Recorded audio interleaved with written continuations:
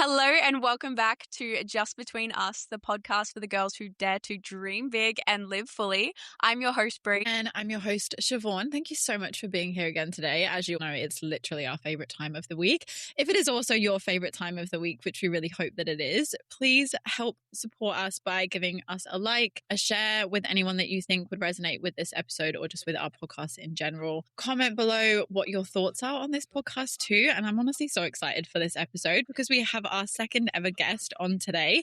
And I'm actually specifically really, really excited for this conversation because it's a topic that, well, for me, it's a topic that, hope you don't mind me saying this, James, but my partner is an undiagnosed ADHDer, but very much has ADHD. So I think having conversations about ADHD, which is what we're going to talk about today, and the health and fitness industry and being a woman with ADHD as well, because I know that it presents different symptoms sometimes in women that it does with men too. And I think this is going to be such a helpful conversation for people who do want to improve their health and fitness, work on building something, a business, their career, and also manage those ADHD symptoms. So we have the lovely Hannah on today. She goes by Fohxibody on all of her socials. She is literally just a power woman, honestly. I know that you have gone through some difficult situations in your life too, having gone through multiple surgeries, having to navigate ADHD, and you have such a successful health and fitness online business as well. So hi, we're so happy to have you here. Thank you so much for having me. It's such an honor. Can't wait to yap. How did you originally get into health and fitness, wanting to start your own business? It all started for me at school. I've always loved health and fitness, sports. I was a big sport fanatic, still am. So I was the girl that was in all the sports team at schools, would try out for every single race in the athletics carnival, swimming carnival. And up until the boys hit puberty, I was like, I was up there. I was on par with the boys, and then they hit puberty and they got way too strong and too fast. Health and fitness has been a massive part of my life, and especially I did dancing for 10 plus years, and dancing was very full on. It was very competitive. I traveled to worlds in America and competed for Australia. So that kind of level of training and fitness and health, I had to be on my game. And I look back at 16-year-old Hannah and I'm like, she was a weapon. I don't know how she did that. But so it kind of stemmed from there. I started to realize how, as I got older, so many of my female friends were struggling with their body image and were starting to get really insecure. And I was thinking, oh, that's so weird. That doesn't happen to me. And it kind of went a bit of a light switch where I was like, oh, I am quite rare to not have all these doubts and to be focusing on what I'm eating and knowing what to do in fitness because I've been brought up like that. And I think when I started to see that it was affecting my friends' confidence in themselves and the way they were talking about themselves, I was like, I'll teach you what I know and maybe you'll feel better because I feel good. Mind you, I was like 15. So I was like, I don't know, but you just come on and we'll just do it. So I brought my best friend to the gym of a morning before we went to school. I'll take some girls to the gym at school during lunchtime and just teach them what I knew nothing, by the way, but I knew enough to at least do the very basics. And from there, I loved it. And they started to feel really good about themselves. I was educating them on food, whether I was qualified to, don't know. But I was very much just like, this is kind of how it works. And if we move more, we feel a little bit better. And after I started seeing that shift with how powerful nutrition and fitness could be with people's, and especially like women's self-esteem and their confidence, I was hooked. I was like, if I like seeing my best friend go from I'm ugly, I'm not good enough, I don't want to take any photos at parties to trying on new outfits and wanting to get a photo with everyone and feeling really good about herself. I was like, oh, this is me. Like I'm just going to be everyone's cheerleader and hype girl. So that's kind of how it started from there. I wish I had you when I was fucking 15, as I think so many girls wish. Oh my God. You're like the dream best friend. I have to admit, I have not heard someone's story where it has been in that kind of sense. It's always kind of come from a negative mindset that has caused them to change. But I think that is so freaking beautiful. That is amazing. When did it flip into something you were like, you know what, I want to create this a bit into a business? Knew as soon as I started doing that this is what I wanted to do. There was no like questions, ifs or buts. And me being a very spontaneous person, I loved the idea of owning my own business, which I've now figured out it's because I don't like listening to anyone and I can't pay attention. School, going to year 11 and 12, I started off doing an ATAR. And then I dropped because I was like, I know that I'm not going to go to university. I'm going to do my PT, nutrition course, everything at TAFE, and I'm going to go down the business road. So my mum and dad said, you have to finish school. And I was like, fine. So finished year 11 and 12, got my HSC. Pretty much as soon as I got that, I started posting videos online. And mind you, they're horrific. I hadn't even started training anyone. I just started filming my workouts. And I did a video the other day of me reacting to one of my really old videos, and it was so funny. But pretty much as soon as out of school, I started to connect with other people that ran their own business, not necessarily in fitness. Back then, I was 18. So Instagram had kind of just started to take off. There was a few Instagram coaches, but really at the time it was Kayla at Sinus, like Steph Claire Smith. They were like almost it. And so for me, I loved the idea of traveling and doing this. So even before it was a really, really popular thing, in my mind, I was like, I want to be an online coach. One, so I can have the freedom, but two, so I can reach way more people than I ever could at a gym. And so I just started posting online. I went to TAFE, I did my certificates, and I hustled. I hustled to get a following. I hustled to learn as much as I could. I started training people in their houses, drive to their house with all my equipment. I would charge them $10 an hour and I would train them out of their house until I got enough experience. So this was during my study, and I said to them, I'm not qualified, but I want experience. I'll charge you like $10 an hour and I'll come to your house. And so I did that through my whole studying, which made me so much more confident in what I was able to do. So then as soon as I got that certificate, I transformed my gym, my poor parents, to a home gym, like the garage into a home gym. And I started training people out of there. And then it's just gone from there. I love that. I think you made so many good points during that whole thing, and I was trying to like remember all of the points that you made. So you need to say to me, you need to pause. No, absolutely not. You keep going.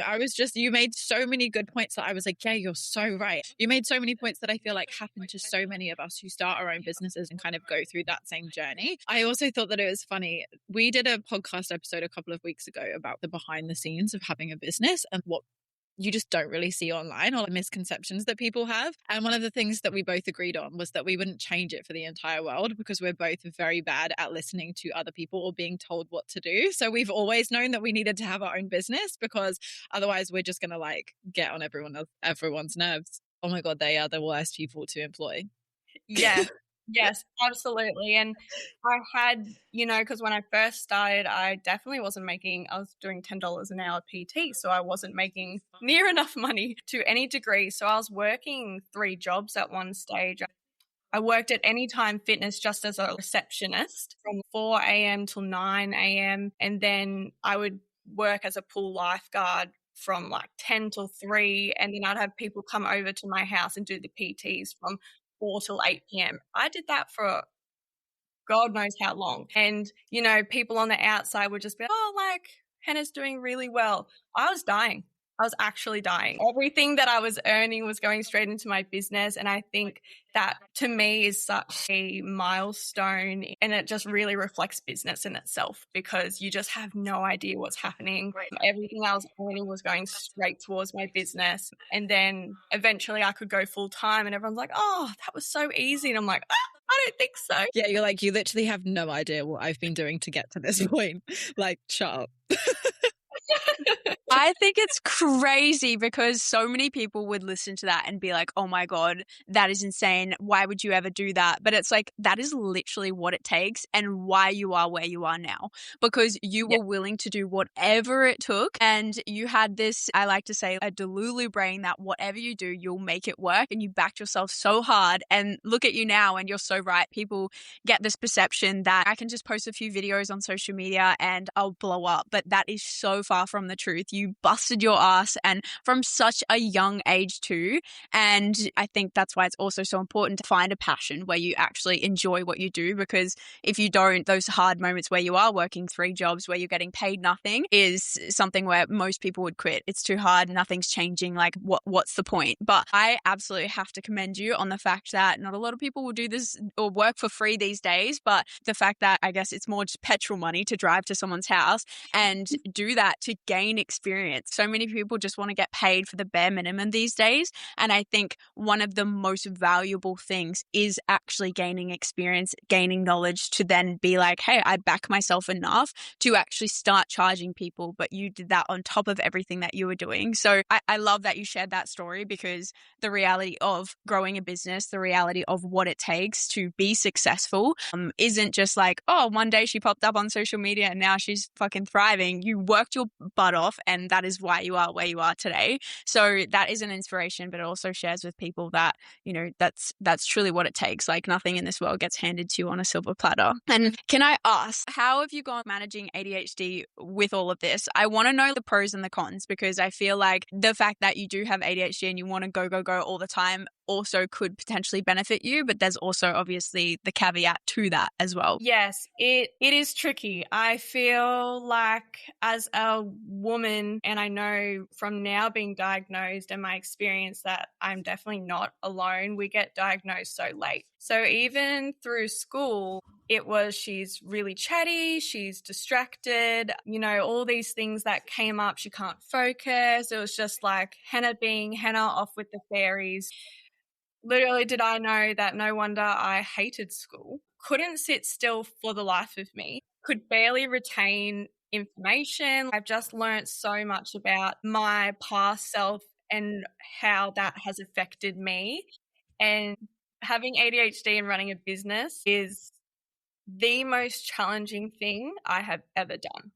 And it has completely had to rewire how I do things. ADHD definitely gives me so many strengths, but it also means that I have to build my life completely differently. And the world and business is not equipped for people with ADHD. So really building what I had, because I only got diagnosed 2 years ago. So a lot of me looks back at those times where I was working really hard and I was doing this and I was doing this. And there was always a part of me that was like, this is harder than it needs to be.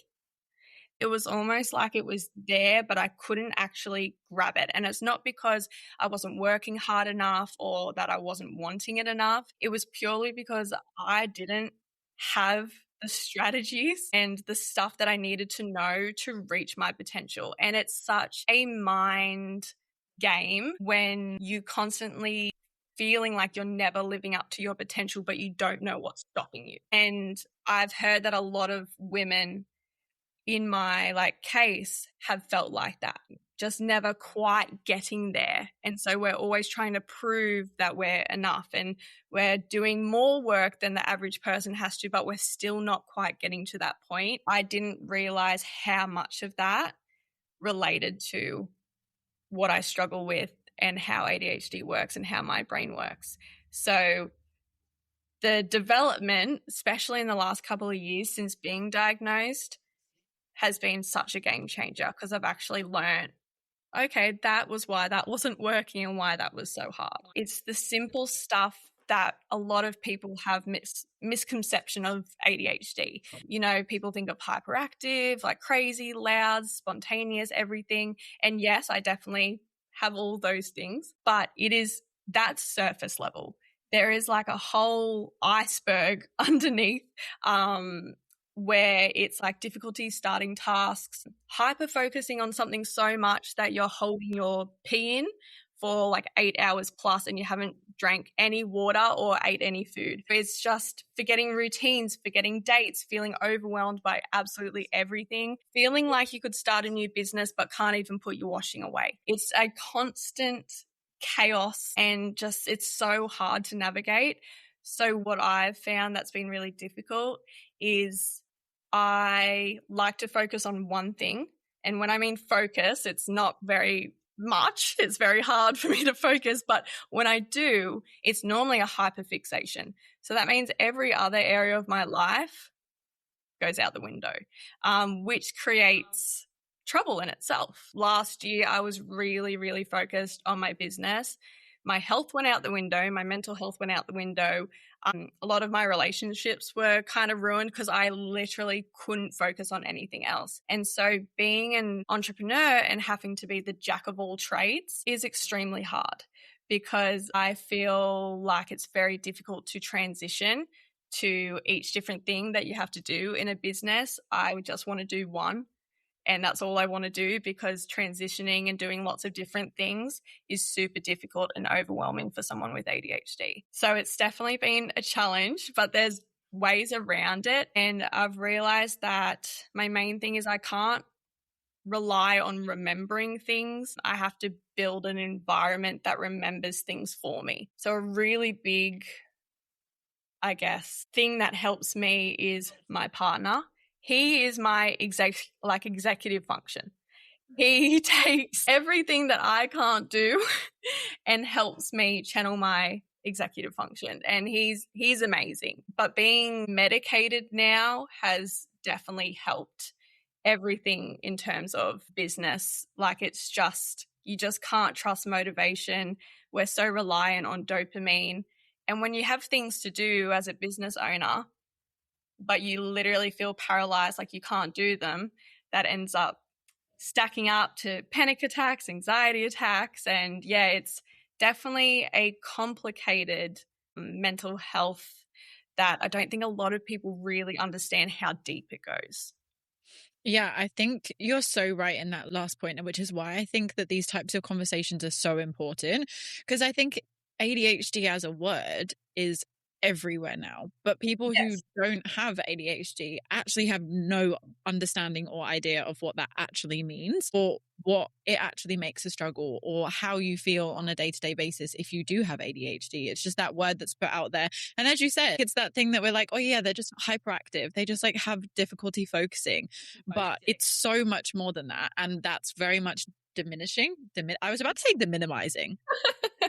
It's very much diminishing what it actually feels like to have ADHD and how you can actually work through that and manage it. So yeah, thank you so much for sharing all of that. And when it comes from like a health and fitness aspect, have you noticed that going to the gym, prioritizing your movement, that kind of stuff helps at all?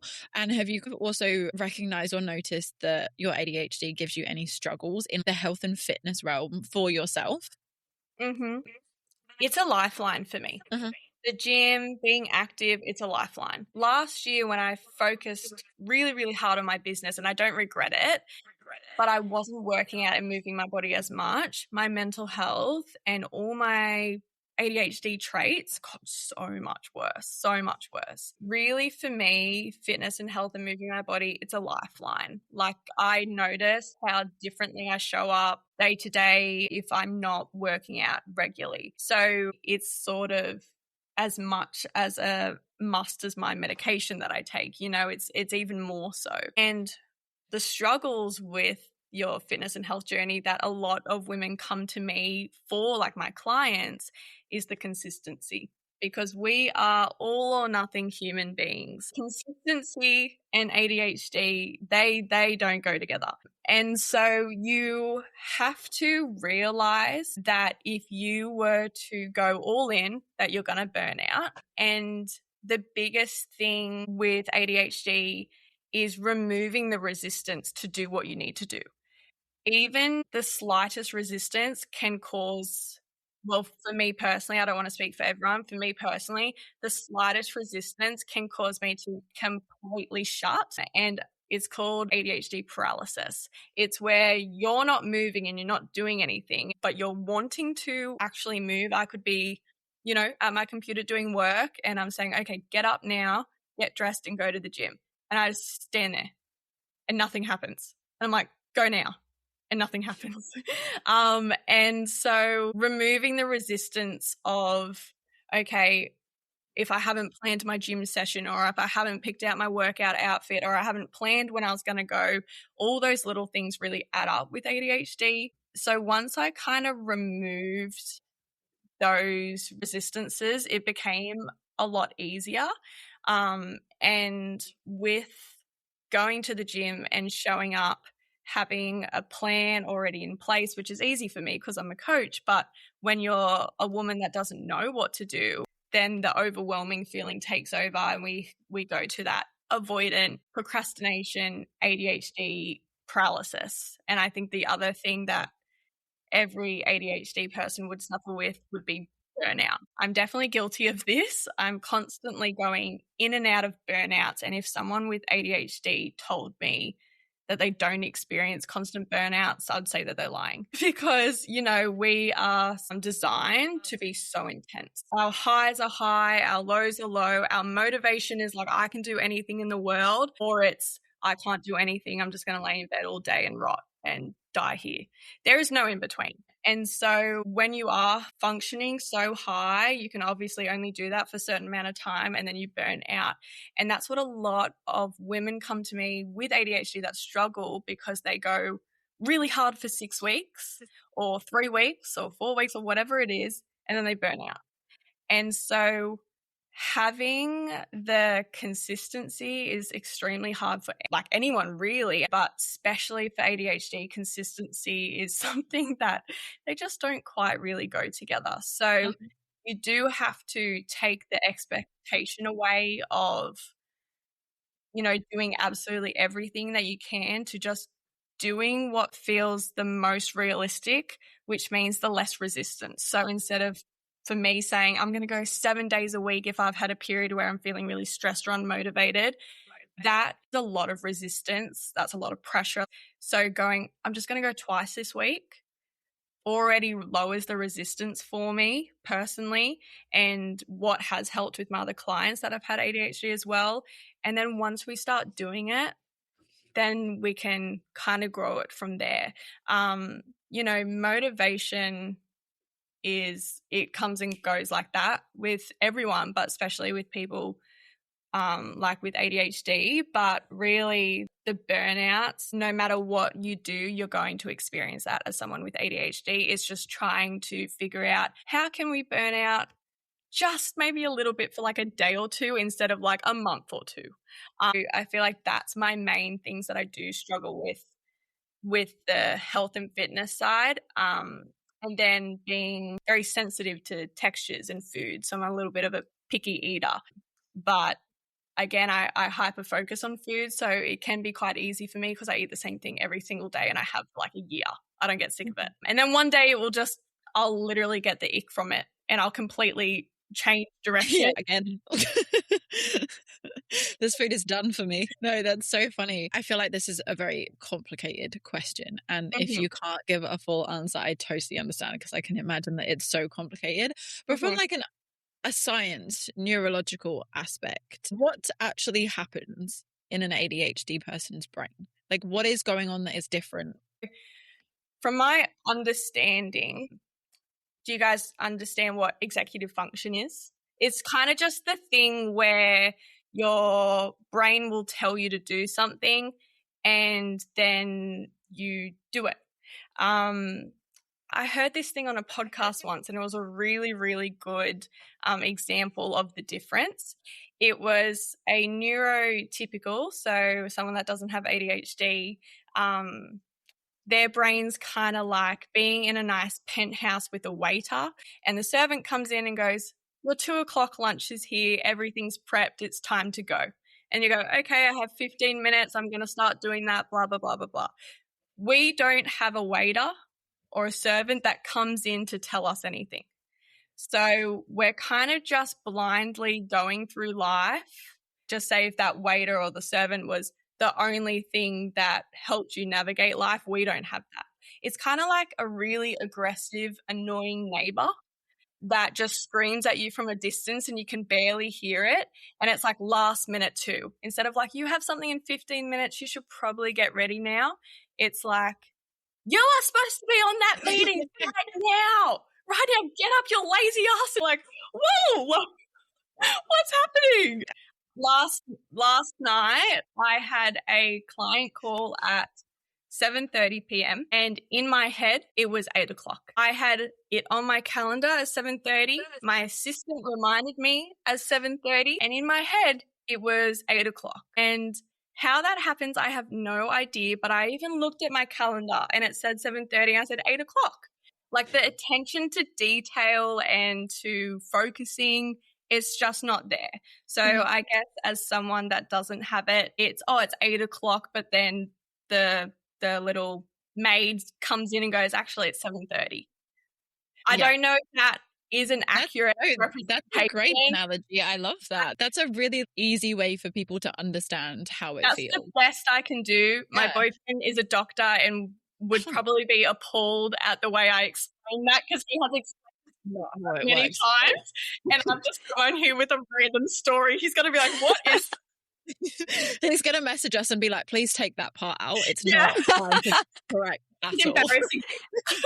Let me voice over that. I think that's a great way to understand, though. I have another question, but I feel like I've been asking all the questions. Did you have something else to say? Can I butt in before? It's still on the same wavelength, so then we'll move on.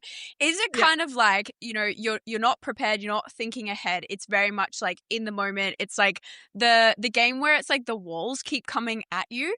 I don't know what the game's actually called, but the walls keep coming at you and you literally have a millisecond to either duck or jump or whatever it is. But most of the time it's just like in your face, deal with it now. It's more of a like you're constantly reactive rather than being able to plan ahead because you don't have that waiter kind of guiding you and thinking ahead, preparing for what's next. Yeah. Many people would relate to if it's not in front of me, I don't know. So it's like if I don't see it or if it's not right urgent, if it doesn't spike my dopamine, it's going in the back closet like I don't care about it. And you know what? It goes in the back closet, I forget about it, and then something bad happens because I'm forgetting about it. And, it's just crazy because it's either has to be the last minute. We also have time blindness, which is something that I didn't realize for my whole life that was even a thing. But if I go somewhere and the appointment is 15 minutes away, I leave with 5 minutes until my appointment. And it's not because I'm unorganized or anything. It's because I literally wait till the very last minute and I forget that it takes time to do things. So I know logically my appointment is a 15-minute drive, but that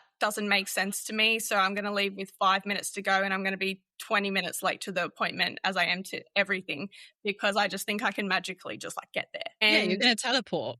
Obviously. My boyfriend has asked if he had a superpower. I was like teleporting because I wouldn't be late because I'd go, I need to go now and I'd do this. Yeah, that would be so helpful. What was the question? I think I've rambled too much and forgotten. It's fine. I'm a fellow rambler. Yeah. Chev, do you remember your question? I do. Yes. I would love to know, what would you say are the top things if you're not someone who has ADHD? For example, for myself, I have found that I've had to become a way more patient and empathetic person being with my partner and a way more understanding person in so many different ways that in previous relationships I've just never had to think about before. But it was only through actually like living with him, experiencing how he experiences things that I could kind of learn that. But what are some tips or some things that you think people who don't have ADHD but who might have other people in their life that do can do to help those other people or to help them to not feel so overwhelmed and stressed and actually feel more understood? That's an amazing question. And I'm so blessed to have so many people in my life that truly understand me and don't get mad at me. One of my best friends had a birthday 2 weeks ago. I forgot. I forgot. And I went to breakfast with him and he was telling me about his birthday. And I went, when was your birthday? And he was like, 2 weeks ago. And I was like, what's the date today? And so he, I think, just understood. He was like, being like an ADHDer, we beat ourselves up so bad. So I think as someone, if I was to be friends with someone like myself, I would definitely help them understand that I wasn't mad, because we do all the beating up for ourselves, whether we forget things or we, kind of get a little bit too emotional about things. The biggest thing my partner helps me with is making sure that my feelings and what I'm thinking isn't crazy, because I think they're crazy and they probably are, but to someone with what I go through, my mood regulations, everything, it's very valid. We feel everything really intensely. We do things really intensely. And so that was definitely a shift my partner had to make, like yourself, Chev. But having that really big understanding of they actually can't help it. It's not laziness. It's not on purpose. And what I find that works really well is having someone like my partner or my friends that are my executive function, meaning they are the waiter that comes in. Okay, they're the little thing that comes in and goes, is your appointment at 8 or 7:30? And I'm like, 8. And he's like, do you want to check? And I'm like, probably. And I check and I'm like, oh, it is 7:30. So it's definitely not babying. And to probably many people, it sounds like that. But I think having that accountability and being your friends or your partner's executive function as much as you can helps so much. So just taking these decisions off their plate, creating a little bit of urgency and helping them stay a little bit more organized so that they're not beating themselves up for a week. There's just systems in place that you can do. And I think my best advice would be to understand it as much as you can. Listen to podcasts. But my biggest tip would be to understand the main things that I guess can trigger you as a friend or in a relationship with someone with ADHD. And I think my partner, he's a very patient man. God bless him. I don't know how he does it. But I am very emotional and he's my rock. So most of the time I have to say, can you get more excited? I'm on top of the world. Yeah, I'm pumped here. What is wrong with you? You need to be up and dancing right now. And he's just like, oh my gosh, I'm just excited. And I'm like, you're not excited. This is excited.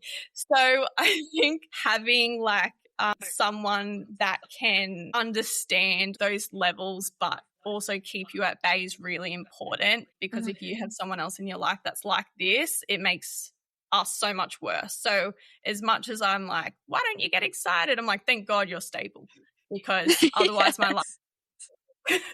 Yeah, your household is just pure chaos all the time.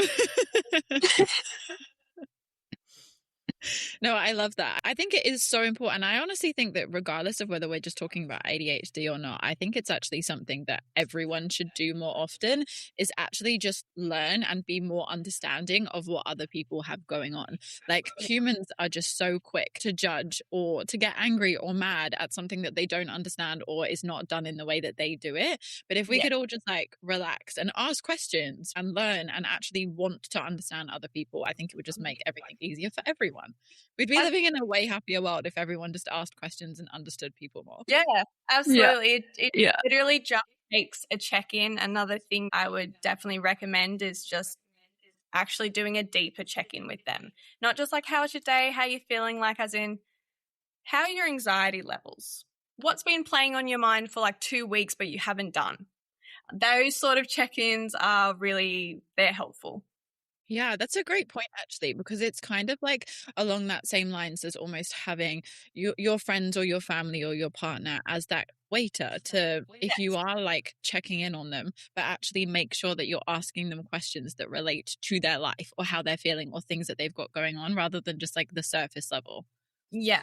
Yeah. Anytime someone can be that waiter for me, it just it helps more than they know, because I don't have it. Can I ask, Hannah, what do you do for yourself now that has helped you manage your ADHD and take off the mental load, and also help give you those systems? Like, what are those systems that you have in place to help manage your ADHD, and how you can actually be more productive and show up better for yourself, your business, and, the people around you as well? I think my biggest shift has to be intentionally be more less intense. So I often feel myself getting really wrapped up in something. And I've recently, in the last few years, stopped trying to change my life overnight, because it's just a very big thing that you just want to, do everything at once and do everything and change things. And a massive thing that has helped me is to just pick one thing that feels almost too easy. Repeat that until it's automatic, and then build it from there. Consistency compounds much faster than intensity, which is something I have realized. And once we are moving, as someone with ADHD, that paralysis gets a hold of us. But once we start kind of moving, it's super easy fast. So trying not to do everything all at once and just doing one thing. My partner often goes, "What's just one thing you need to do?" And I'm like, "I can't pick one. I have a billion." And he's like, "Yes, I know. But what is one thing that you can do right this second?" And I'm like, "Oh, I guess this." And guess what? I work for the next 5 hours completing all the other things that I need to do. So kind of stripping back I need to do everything all at once perfectly, and all this sort of stuff. It's like, okay, well, everything's going to be messy, but this one thing, until that feels really automatic, and then I'm going to add on to it. So kind of I love habit stacking. I don't know if you girls have ever heard that, but because I have a very, very forgetful brain, habit stacking is amazing. So the habit stacking, for people that don't know, is where you do an automatic thing, but then you do a habit on top of it to make sure that you don't forget it. So if you were to brush your teeth, straight after brushing your teeth, you do your skincare. So of a morning, I have my breakfast, and straight after my breakfast, I take my medications. If I don't have my breakfast, guess what? I forget to take my medications. So habit stacking is a really awesome thing that I've found works really well for me. I have a treadmill under my desk.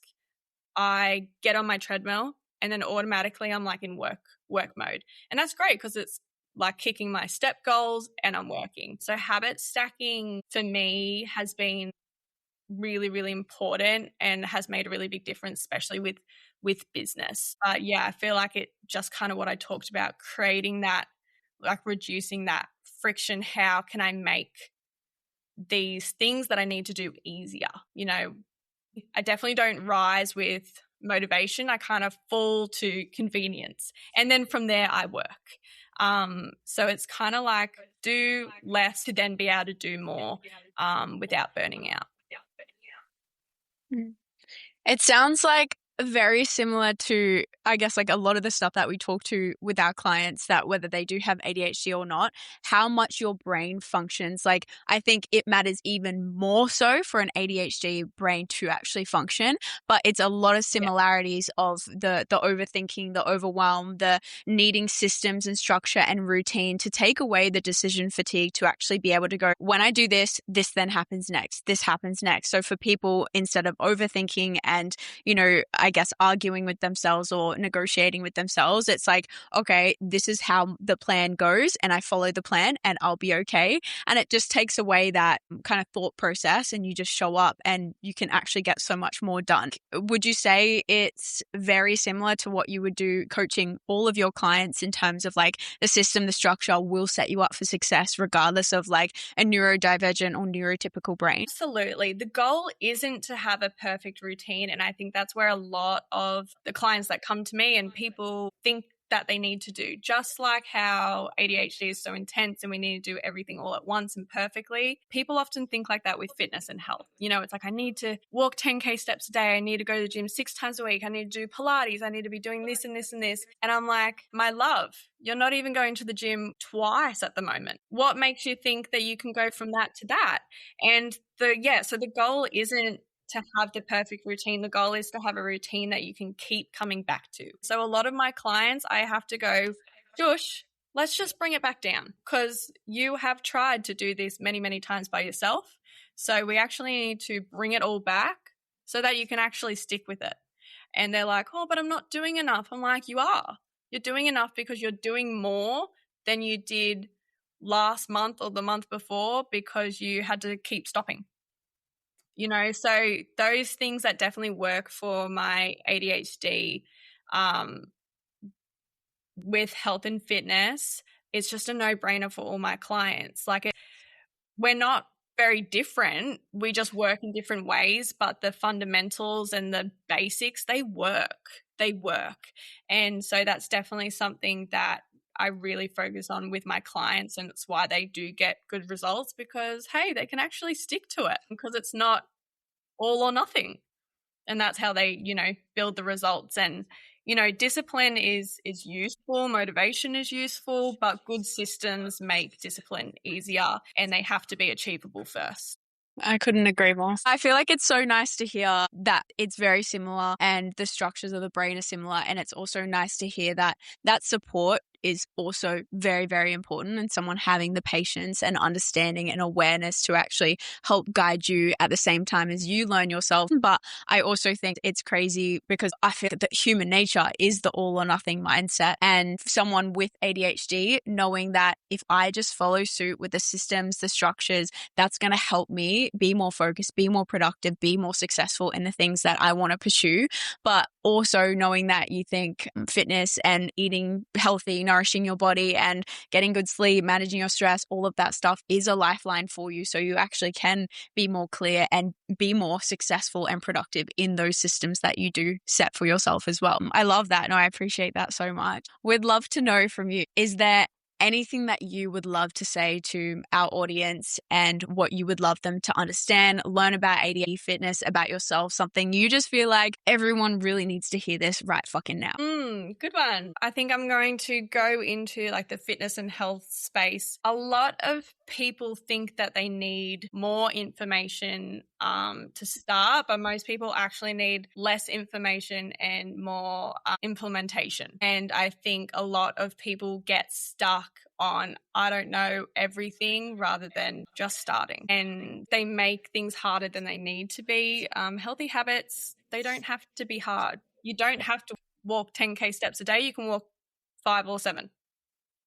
And I think the starting and the shifting and doing things perfectly, that is actually what's stopping you from progressing and getting to where you need to be. Because a consistent routine isn't not missing a workout or eating perfectly all the time. It's how quickly you can get back on track if you do miss one. That's probably the advice that I would say.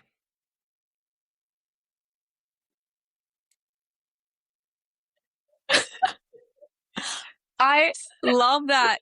The not more information, more implementation. That is such an easy way and such a beautiful like rhythm and flow. I think that's so, so cool. And that's my biggest takeaway of today. Yeah, so many ways to say it, but that is like the most catchy and the one that will stick and hit home for so many people. Absolutely.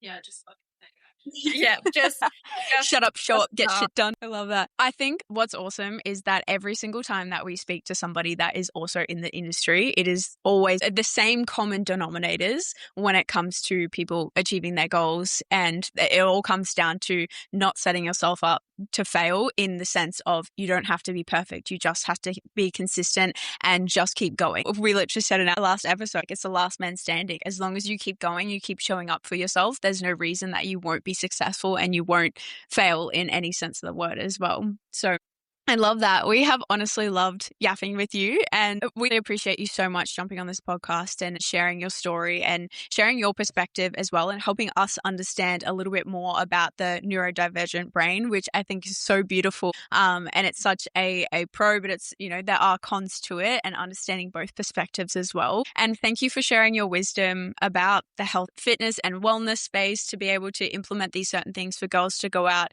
continue to keep showing up for themselves and taking action as well. But is there anything else you'd love to leave us with, or shall we wrap it up today? No, I think just For any girls listening, as we kind of talked about before, obviously there's the women that would be listening to your podcast are driven women that are open-minded. And I think my biggest thing that I'd want to say to them is be delusional. As we kind of touched on before, Brie, I didn't have a backup plan. I just backed myself. I had so many people telling me, what's your backup plan? What if this doesn't work? I don't understand what you do, blah, blah, blah, blah. And that's fine. You're always going to have those people. But if you are actually completely delusional, which I'm great at, then you have no choice to just do what you need to do. And so to anyone that feels like they're doubting themselves, I just say be delusional. Jump in, do it. Keep believing in yourself and you'll get to where you need to be. Just like you girls have done this podcast and all the amazing things that you girls have done, you know, there has to be some level of, I don't know what's going to happen, but it's going to happen. And so that would be my biggest and one of my favorite things about myself, that I do just jump in and I deal with it later. I love that. Yeah. Be Delulu and just be Delulu and take action. That's it. Yeah. Thank you so much for talking to us today. Honestly, I think this has been one of my favorite yaps, to be honest. I always love the educational ones where I can like learn something that I don't know that much about. Thank you so much for sharing your wisdom. And yeah, I loved it. Of course. Thank you so much for having me. Where can girls. people find you? On Instagram, TikTok, Fohxibody, so Fohxibody. The H is for henna. And yeah, just connect with me through there. I'm always up for a chat and for advice and for coaching. I'd love to connect with you girls. But yeah, thank you for having me so much. This has been lots of fun. Of course. Thank you for coming on. And honestly, Hannah shares some amazing content to help you guys on your journey as well. So highly recommend dropping her a follow. She is so inspiring. One of those accounts that you don't want to unfollow because she is just there, always giving you that positive energy, that beautiful energy as well. So thank you so much for coming on, and we appreciate you guys being here listening to another episode, and we will see you guys in the next one. Bye.